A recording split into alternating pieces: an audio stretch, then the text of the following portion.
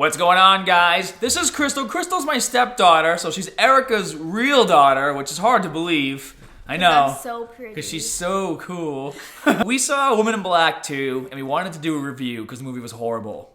And we might have some spoilers for Woman in Black 1 to make some connections to this movie, but obviously this is going to be full of spoilers for the movie, so if you plan on seeing Woman in Black 2 yourself, don't watch this video. But if you want to save yourself some time, right here. So basically, Woman in Black 2, the whole plot of the movie is that they're in London and there's this war. It's up in the 1940s, and basically there's this teacher and they take care of these orphan kids, and so they kind of drive them to this the Woman in Black's house. First thing that I didn't like is that the car breaks down, and it just so happens that it's like this town is an important key later in the movie, and you're like, wow, good job.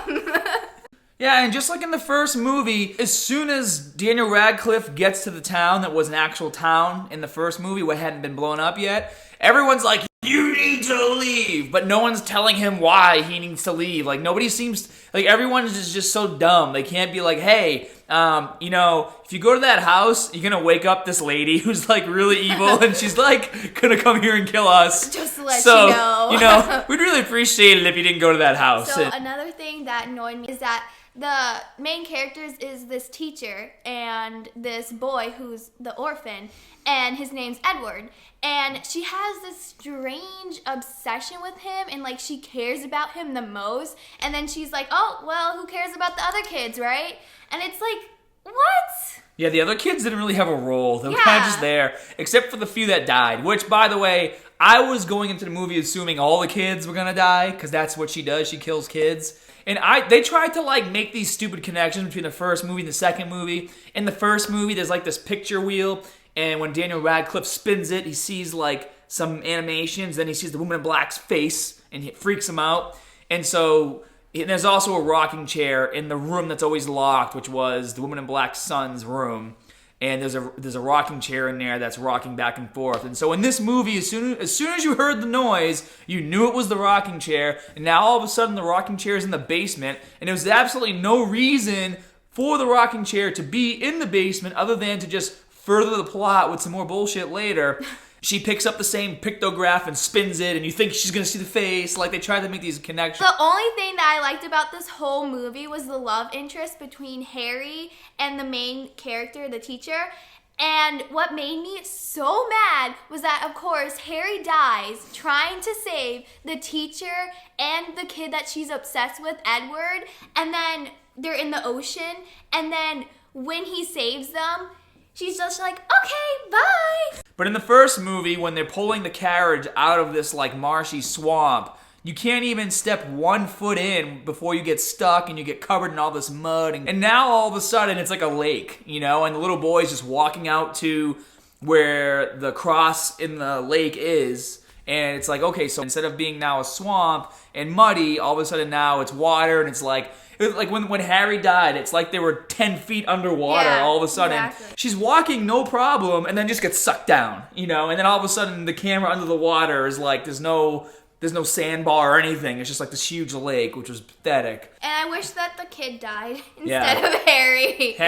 Harry was a bit of a tool bag, but he didn't deserve to die. Other part that we didn't like too, we forgot to say, was she finds this like random key in the house, and she's like, I need to know what this key goes to. And this whole scene happens where she goes back to where the creepy blind guy was. She finds this letter, which basically just says that the Woman in Black wrote a note that her son would read later in the future saying that she's his real mom. Like, it had nothing to do with the plot.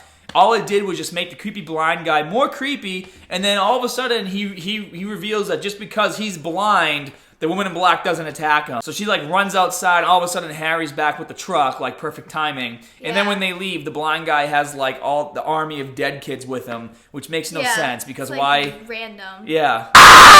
And then you're believed that the key is like holds some magical thing that's supposed to happen in the plot, and it's just a dumb letter. So the very ending of the movie is they're in the house, the kid's talking, and she gives him like some more crayons because the kid likes to color, and there's like a note color. There's a picture he drew that's a big part of this movie, and she's like, "Don't worry, the woman in black is gone and Harry's dead and he'll protect us. And she's like, do you understand? And he's like, yeah.